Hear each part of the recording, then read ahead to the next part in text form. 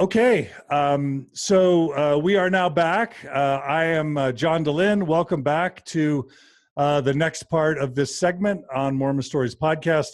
Again, it is March 19, 2018. We're referring to an audio recording just leaked on MormonLeaks from Joseph L. Bishop, a man who served as president of Weber State University for several years in the 70s, mission president in Argentina, and then president of the MTC in Provo from 1983 to 1986.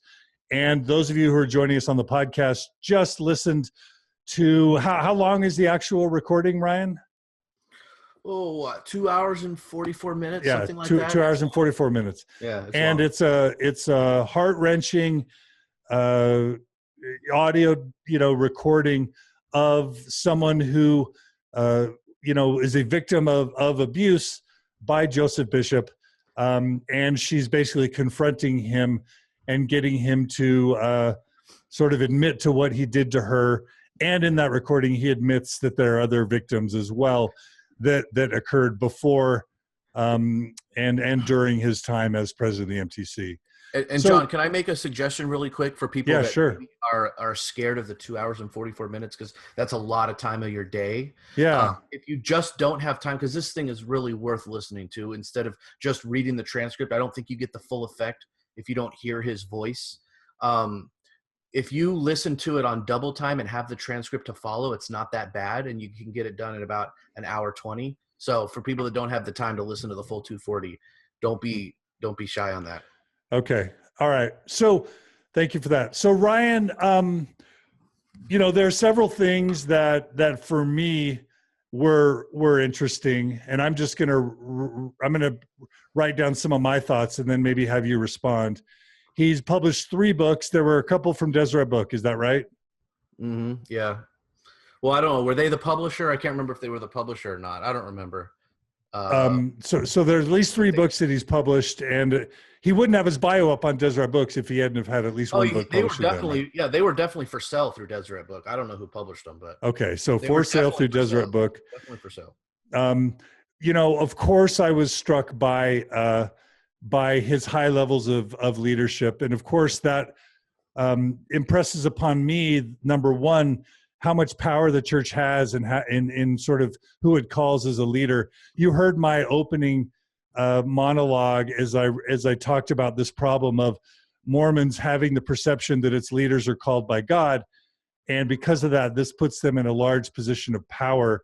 And we think, okay, well, maybe a Boy Scout troop leader might make a mistake, but bishops and stake presidents and mission presidents, they're not going to be making mistakes. What do you have any thoughts or comments just about the church's history of calling these leaders who are in significant positions of power and then having people alone and allowing them to have sexual conversations about people alone with these high-level leaders? Yeah, I mean, this is just the latest in the long list of examples that we have that it's just not true. And I think one of the worst things that the church does is even though the church knows that they have flawed leaders, they continue to perpetrate this idea that callings wouldn't happen without the inspiration, and that you should be able to trust your bishop and your mission president and this and that. And they know that that is not always true. And so they're trying to have their cake and eat it too. And it just, I think, this bridge that they're trying to keep holding up is bending and bending and bending. And I hope it's about to break. I want them to make serious changes to the protocol. And I hope that this tape can contribute to that eventuality. Yeah, we're calling with Sam Young and others, we're calling for the end to one-on-one interviews between Mormon church leaders and children or adults where sexual explicit, I'd say no woman or youth should ever be alone with a Mormon church leader in these one-on-one interviews. Yeah. And then also explicit sexual materials should just never be ever allowable. Yeah. The church should have a too-deep policy with these interviews at a minimum, just like the Boy Scouts of America. Is that? Well, yeah. And look, I think in a perfect world, and I doubt we're going to get the perfect world, but here's what I would like to see. Let's start with the youth, right? Which are the most vulnerable, let's say people under the age of 18. I don't think that they should even ask questions that are about, I don't even think they should ask, do you follow the law of chastity? Because it's none of their business. And I mean, if they want to say something like, are you worthy to go to the temple? Are you worthy for this advancement in the priesthood? You know, something like that, and let the person, you know, answer in the affirmative or the negative. And if, let's say that a young person, let's say that there is a 16-year-old girl, has sex with her boyfriend, feels guilty about it because of all the teachings that she has received in her life. She doesn't feel she can turn to her parents. She feels the need to confess to a bishop. She goes to the bishop and she says, Bishop, I had sex with my parents. Now, you can't stop that from happening, right? Because the bishop didn't ask a question. But what should happen when the 16-year-old girl confesses that to him, he should immediately say, one, here is the name and number of a qualified therapist that I'm more than happy to arrange a meeting with if you need to talk to them about it. Maybe you can go and speak to one of your young women's leaders about it if you can't talk to your parents. But my involvement, basically ends here outside of pointing you in the right direction to resources. And there shouldn't be any kind of, well, describe it to me, or, how far did you go? To me, this is all completely unnecessary. They're not trained for it.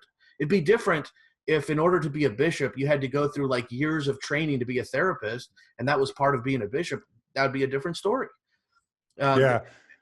And absolutely. so that to me is the perfect world. And I think you could even, in my opinion, I know people are going to say I'm being too extreme with this, but I really think that could be extended to adults as well. It's none of their business if, some female member of the ward or male member of the ward is doing whatever X, Y, and Z.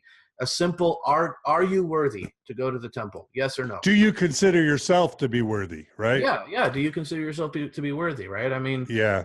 It's and Heather DeClercq-Kester reminds us that men can be abused as well as women. Yeah. So we shouldn't necessarily be excluding men, and I Sure. totally agree. So you bring up a really disturbing part of the interview, because there's a part where he admits that he was suicidal as MTC president, and he also admits that at least there was one other woman in the MTC who was, a sister missionary who was suicidal. So he goes to Elder Acey, Carlos Acey, and he says, hey, I need a therapist, and we need professional counselors to treat these missionaries. And he's told that Acey had listened to Boyd K. Packer, and that the understanding or the suggestion was that you don't ever go to a licensed therapist or a counselor. Instead, you always go to a bishop. And how circular is that problem, that these bishops can be either the abusers or the ones who protect the abusers, and yet the church has this history of not referring people to licensed mental health professionals. Yeah, and I think that the excuse that these men are doing the best they can just does not fly. They have the money and the resources and the education that they should. I think it's reasonable to expect them to act better than this, and to be able to recognize that they are not equipped to handle these situations the way that they're handling them. And it just goes to show, people are going to look at this. Well, we all have heard, whether it be Elder Packer or other leaders, say similar things about how, all you need to do is talk to the bishop. And, I suppose now we look back and say, well, they were talking as men. Well, that's the problem. We need to be a little bit more, recognize that a little bit more and say, yes, because they're always talking as men, we need to get people in front of people that can talk as therapists. And not a bunch of people that are pretending to be prophetic, and ultimately 30 years later we find out they were just talking as men. And it has to be that the reason why they wanted, at least part of the reason why they wanted to avoid mental health professionals getting involved, is to avoid, legal risk of people outside the power of control of being able to find out about this and potentially hold the church accountable. If you can keep it within the realm of the circle of people who are church broke, the people who are obeying the leadership and who have loyalty to the church, you can minimize the legal risk to the church, which of course then leaves, perpetrators protected, and leaves abuse victims neglected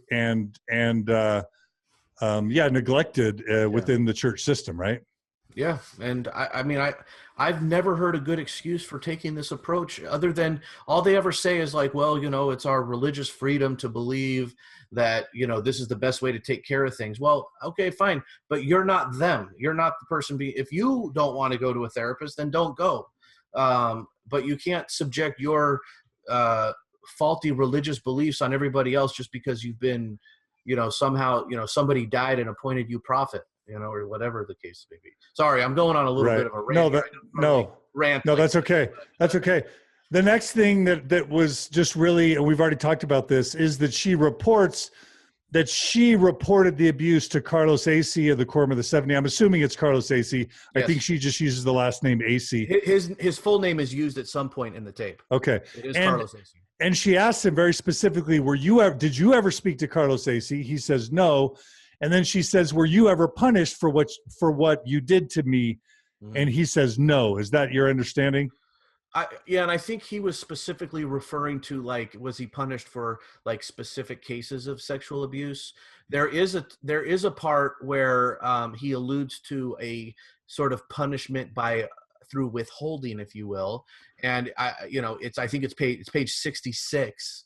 And he talks about how his name had been put in to be considered as a 70, and that he thinks that he says he knows why he was never called. He's like, I was never called. I know. Yes, but that's very different. He did not experience by any evidence we have. He did not experience a disciplinary council. Correct. He was never disfellowshipped or excommunicated for sexually abusing a sister missionary while he was president of the MTC. Correct. Yeah, no, but I do think it's interesting that I felt, and maybe I'm misreading this. Okay, I'm open to this, but I felt that he was almost explaining this thing about him not being entitled to be a general authority as a punishment. I think in his mind that was a punishment that he was receiving. Yeah, and of course that's it definitely isn't a punishment, but yeah. He also says that he confessed all his sins to Robert Wells, who was a general authority at the time.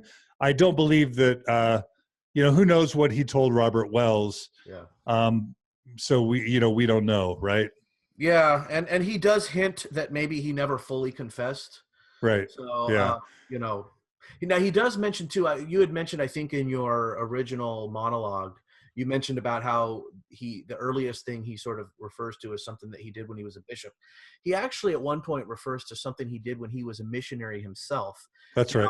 He doesn't, it's very possible that he had sex with somebody and he just worded it weirdly. He doesn't say, but he says that he did something to a girl on the mission that he had to confess for and that he didn't fully confess. Again, he seems to say it was an abuse, but it also could have been that he had sex with her and he just views it as abuse. Because I think one of the problems here is I think that the lines are very blurred for people who live in this sort of bubble of Orthodox Mormonism, that I don't know if they can even fully define the difference between, breaking the law of chastity and sexual abuse, because to a certain degree, just breaking the law of chastity, even if it's consensual, is a form of abuse for them. That's right. The accusation she makes against him that he took her down to some basement in the Missionary Training Center. Was there a bed in the room? Is that what I heard? She says so according to her, she says there was a bed, a television, and a collection of VHSs, which she doesn't elaborate on. He doesn't explicitly acknowledge that those things were in the room, but he does acknowledge the room existed. And she basically claims that he groped her, tore her blouse or skirt, but that he was not able to, get an erection. So there was no actual intercourse, I guess. So here's what I find to be the most telling in that front. In all of the conversation that revolves around her accusations, well, first of all, when she gets specific like that with what you just said, he claims that he doesn't remember it. But I think it's interesting that he never pushes back ever, never denies it. never says, what are you talking about? Never sounds surprised at all that she's describing these things. And in the very beginning, yeah, he apologizes immediately before he even really knows what the accusations are. Yeah, I was going to say, and I think if you go to page 26, and I'm going to go there right now. If you go to page 26, which is like when she first reveals herself, was it page 26? Maybe 25. Page 25, she's just revealing herself, and at the very bottom, about halfway through her last comment on that page, she says, but you also kind of groomed me a little bit. You took me down into the basement. It wasn't really a basement, but it was downstairs, a little storage room. And he says, mm-hmm. And then she says, and she still hasn't said what he did, right? She says, I'm not angry with you. And he says, you ought to be. Yeah. He immediately says, you ought to be. She hasn't said what she's angry or what she's not angry about. And then she says, well, maybe, but I'm not. I'm over a lot of things that happened to me, but you hurt me and I need an apology. Now, again, he still doesn't know what she's claiming he did to her. But he immediately says, well, I apologize from the bottom of my heart. I can't remember what it was, but I mean, so to me, I hear that. And when you hear his voice, I'm hearing him think he's probably had so many inappropriate interactions that he doesn't quite know what he did with her, but he knows she's probably sitting there. And then she wasn't one of these people. And when she's trying to get him to acknowledge that he remembers her, he's like, weren't you the one that like there were bikers involved? And she's like, so I mean, he's admitting other memories of other victims. Well, that even worse than that, he says, oh, I remember you. We talked about your breast implants. Yes. Says, what are you talking about? That I don't have breast implants. And so now I heard that and I'm thinking, okay, well, who did he talk to about breast implants? And who had bikers, who was related to bikers. And it's really so crazy. And then when she talks about in that early on section, she says, one of the things that he says he remembered of her, like she's trying to jog his memory. And she says, remember, I am the, hang on. I want to make sure we didn't redact this part before I say it. I'll just, while you're reading, we didn't redact it. Okay. So she says, do you remember that I was the girl that you had to give special permission to for the temple recommend because I had been raped and there was a baby that I gave up for adoption? And she says, oh, I remember that. He does remember because that's a pretty unique situation. He does remember that. And another thing too is she says, do you remember you told me that you had this fetish, or I don't know if she used the word fetish or not, but do you remember you told me that you really liked it when you and your wife had dinner by candlelight and she wore this special dress that she would pull down and expose herself to you? And he goes, yeah, I did like that or whatever. He confirms that, yes, that is a real story, and so it's like he's confirming all these things without explicitly kind of saying, there's no sort of death knell, if you will, where he says, yes, I attempted to rape you or I had sex with these other women. But he definitely, acknowledges a ton of stuff and apologizes for a ton of stuff and tells her she should be angry, never denies anything. It's not like she badgered him for an hour and he finally broke down. From the first minute, right. He's acknowledging. That's right.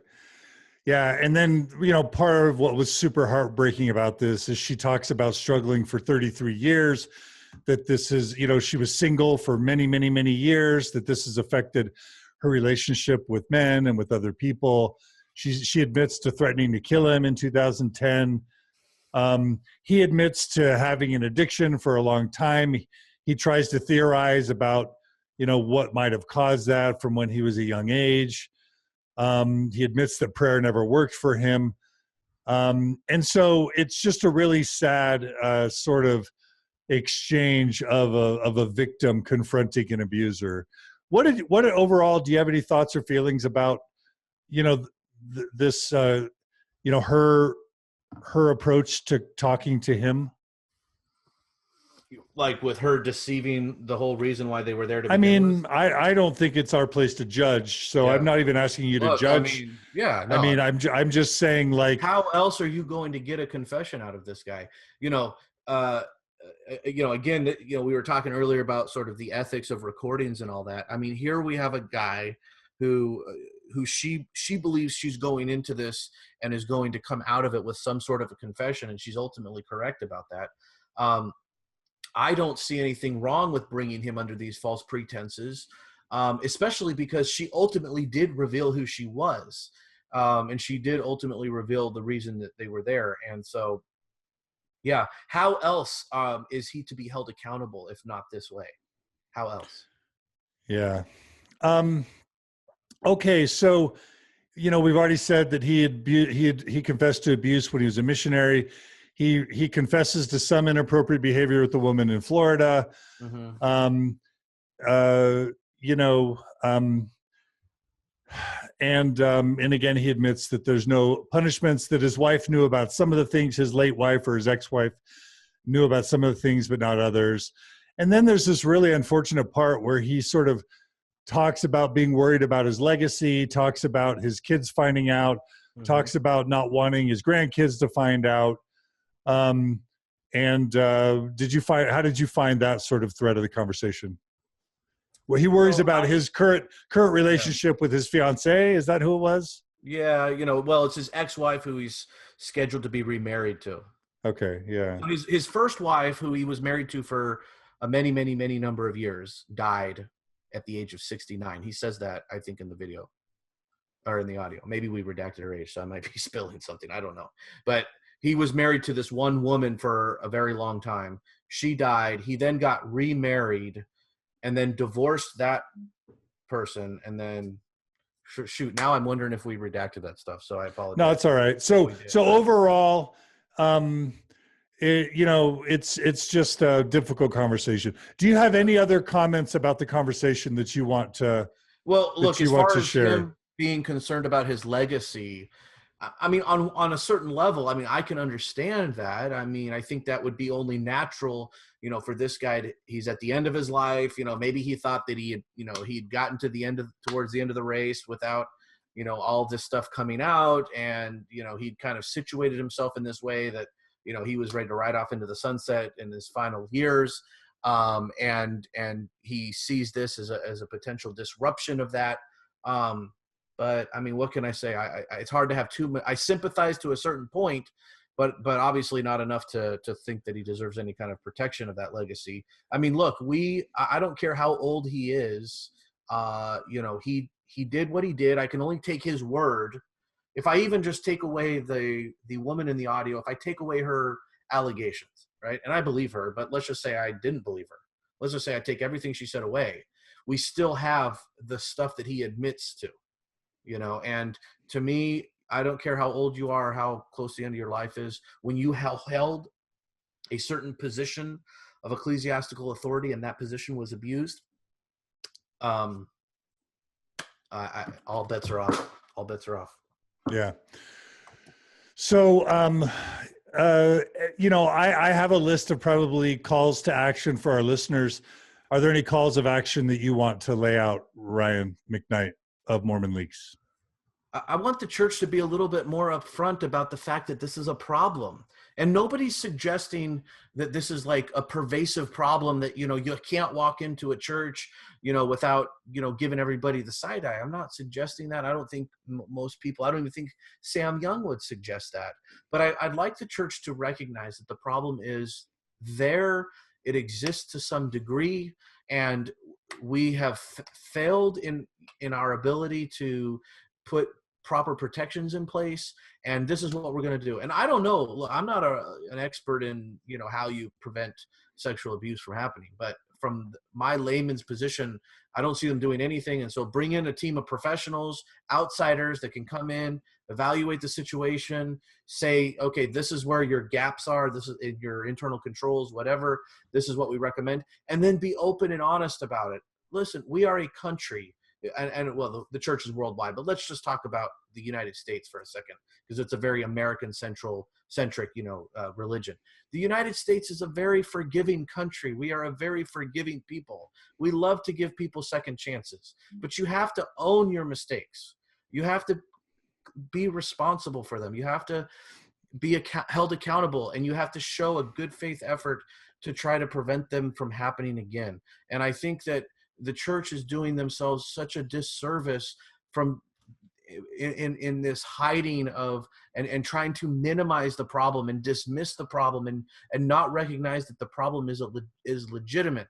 And I am tired of hearing low level sort of apologist type people recognize that there is a problem and nobody else in really significant levels of authority. Okay. And I'm also tired of hearing, if you do get somebody in a significant level of authority, it's this sort of legalese, vanilla sort of, we just want to make sure everybody is safe and protected without really talking about the substance of the issue. I'd like to see them actually for once show some leadership on this. One of the things that MormonLeaks has talked about in past interviews that we've done is that one of the things we would love to see in terms of transparency is for the church annually to publish statistics on accusations of sex abuse. And it doesn't have to be like ward specific, because then people will start trying to figure out who it is in their ward that did this or that. But if you take it, let's say regionally, and report these statistics, and you say things like, okay, in this region, this is how many accusations there were. This is how many of those accusations led to criminal charges. This is how many of those accusations led to civil settlements. And this is the total dollar amount that we paid out in civil settlements. And it can be a very sort of generic reporting like that. And what that does is it puts a little bit of the power in the people. Knowledge is power. And if you can look and you see that in your region there seems to be an unusually high number, you can go to your leaders and say, what are we doing about this? And active, faithful members can do that, and they can be armed with information to say, we had X number of situations in our region this year. What have you guys done? Because I'm looking at the 3-year rolling numbers, and I don't see any improvements. Why is that? What have you done? And they can hold them accountable. Right now, all we have is things that leak occasionally. We have an occasional, Salt Lake Tribune article about a bishop that got arrested. And then we have a bunch of active Mormons saying, nothing to see here, nothing to see here. And that's got to change. It's got to change. Absolutely. So I'll add to you, Ryan McKnight, some calls to action. Please share this interview right now with everyone on Facebook. You can find the link to the original source, which is MormonLeaks. You can share that everywhere on Facebook or social media. You can share this interview with everyone on social media. When the podcast comes out, you can share that. Please let people know about MormonLeaks. Please let people know about Mormon stories. Please get the word out. Now, in terms of what we can do, one really important thing we can do is support the March for the Children. So March 30th, 2018 in Salt Lake City, Sam Young is going to be leading a march of over 1,000 people, hopefully, from, I think, the Salt Lake City Library to the church headquarters to deliver the petition of over 13,000 names of people who are calling on the church to change its interview practices with youth and adults, and also giving the church over 1,000 stories of people who have been victims of these inappropriate interviews. So please support Sam Young in the March to the Children, March for the Children. What you can also do, and this is a call to members of the LDS Church, please speak up in local wards and to bishops and stake presidents, telling them that you refuse to ever be alone again with a leader, a bishop or a stake president or a mission president. You need to refuse to ever be alone and to be complicit in this practice of one-on-one interviews. There needs to be at least a 2-deep sort of policy. So if you're an active believing member, just refuse to ever take part in these ill-conceived interviews again. That's one thing that you can do as a member. And then what we want to call on the church to do, number one, is to stop punishing people who speak openly about this. I interviewed with Greg Prince just last week, and I was reminded that Lavina Fielding Anderson, one of the September 6, was excommunicated because she was chronicling a list of ecclesiastical abuses by church leaders. So from the 80s on, the church is not protecting abuse victims. They're actually punishing anyone who speaks openly about these abuses. and they're protecting abusers at the expense of victims. So LDS Church, number one, stop punishing people who speak openly about the abuses. Stop protecting the victims of abuse. Stop feeding, Curtin and McConkie lawyers to protect the church, protect the institution at the expense of abuse victims, and start protecting the victims and punishing the abusers. So that's something that I think the church can do. The church can stop these sorts of interviews, and they can prioritize victims over perpetrators. I think that would go a long way to solving this problem. And then also, stop paying hush money. We've learned that the church pays hush money to victims of abuse, and they need to stop that. The church needs to stop paying abuse victims to be quiet as another way of protecting abusers and protecting its own name. We do have lots of listeners sharing lots of feedback as well. Anything else we want to say before we close, Ryan McKnight? No, I mean, I think you said it well. And yeah, this hush money is just, hey, compensate them for the abuse that they suffered and for the trauma that they suffered, but stop silencing them. That is abhorrent. And even though it's legal, it doesn't make it the right thing to do. Absolutely. And we can only, Amy mentions on a Facebook live feed, think of how many victims would not have been victims if the church had taken this woman's word and done something about it. Stop giving callings. If they had stopped giving him callings and removed him. I think it's also worth mentioning how many other victims out there don't have the courage to speak up or are too vulnerable to speak up. We have no idea the hundreds or thousands or tens of thousands of victims that this woman represents. Would you agree to that, Ryan McKnight? Yeah. I mean, one of the things that we hope comes out of this tape is if he has other victims out there that are empowered to come forward, that's great. And if there's other people and if they need our help, we're here. If they have other avenues to go through, go for it. It doesn't have to be through MormonLeaks, but we are here to help anybody that needs it.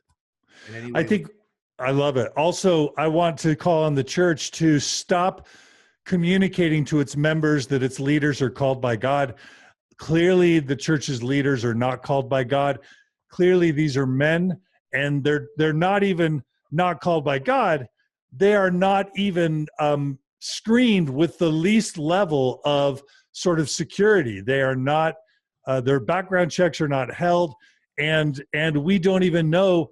We know that these leaders aren't called by God, but we certainly don't even know if they're former abusers or pedophiles themselves. So we call on the church to increase its level of scrutiny. I also want to call on the church to eliminate patriarchy, because I am 100% certain that if women were involved at decision-making on all levels of the church, and if they were empowered, more children and more women and even more men would be protected from these sorts of abuses if women were incorporated into the power structures and the decision-making processes of the church. Thoughts on that, Ryan McKnight? Absolutely, 100%. Yeah. Women can tell a creeper when a creeper's in the room. Yeah, absolutely. Absolutely.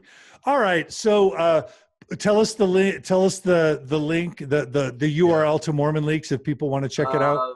Or at least the high level. MormonLeaks.io. And then if they click on newsroom, we have all of our press releases in chronological order. There's also a tab at the top that says wiki. You can browse our wiki. Twitter is Mormon_leaks. Facebook, MormonLeaks. They can find me on Facebook. It's pretty easy to find. That's pretty much most of it. Pat mentions be careful, women are abusers too. I absolutely believe that women are abusers. I just believe that if women were more incorporated into all social structures and power structures, I think that in the end that decreases the likelihood of abuse happening of men, women, and children. That's just my belief. I don't have data to prove that, Pat. It's worth trying because whatever they're doing right now isn't working. Absolutely. Absolutely. So listeners, thank you so much for your support. Please support MormonLeaks. How could people support MormonLeaks, Ryan Knight? I mean, we do, share our stuff. We do accept donations that help run our website. We don't make any money off of this, but so it's not for that. But, you know, it does cost quite a bit with the bandwidth that we need because when we get big leaks like this, you know, you know, we have to, although I think, well, I'm not sure exactly how all that part of it works because Ethan takes care of most of that. But I just know that, you know, it's not super cheap to run our website. I'll just say that. And, but, you know, we have enough money for the short term. But if anybody wants to throw a couple dollars our way to help run the website, they can. And there's if you go to truthandtransparency.org, which is our parent organization that we have, and there's a little finance button, and you can read the finances and all that stuff. We've got our 990 from 2017 up there, and you know, they can always ask if they have more specific questions. I'm more than happy to let them know how the money gets spent. Absolutely. And Ryan McKnight, I just want to personally thank you for your efforts to bring transparency. I think I heard you present recently at a Sunstone. I don't think either of us have the intent of harming the LDS Church. I think this is a very clear example of an intent to help the LDS Church, because if the LDS Church improves its policies and practices, they're going to hurt less people, which I know the church wants to do. And they're also going to be vulnerable to less, you know, claims of abuse and legal action because they implement policies that protect the church and keep it from lawsuits. So is it fair to say that we both want to see the church improve and get better? Yeah, I mean, I'm under no illusion that MormonLeaks is going to destroy the church, contrary to popular belief. I don't think it's going to go away. So, yes, our push for transparency is a sincere one. Our push for better policies is a sincere one because we want it to be a better place for those that are ultimately going to decide to stay there till the end of time. Absolutely. I'll thank everyone who supports Mormon Stories and the Open Stories Foundation. Your donations make all this possible. So thank you. Thanks to our staff, Amy Grubbs, Cody Layton, Sharon Price, and our board of directors, because they all keep everything kosher and they keep the train running on time and they make all this possible. So a huge shout out to them. All right, Ryan McKnight, we invite you back anytime on Mormon Stories podcast to talk about Cool. You know, the big stories that are coming up. I'm sure it'll happen again. All right. Thanks for all you do, Ryan. And thanks to all our listeners who joined in. Please share this story with everyone you can. If we don't speak up, people won't know about it. So please share this story everywhere you can on social media and with your friends and family. All right, everybody, take care. And please join us again soon for another episode of Mormon Stories. Take care, everybody.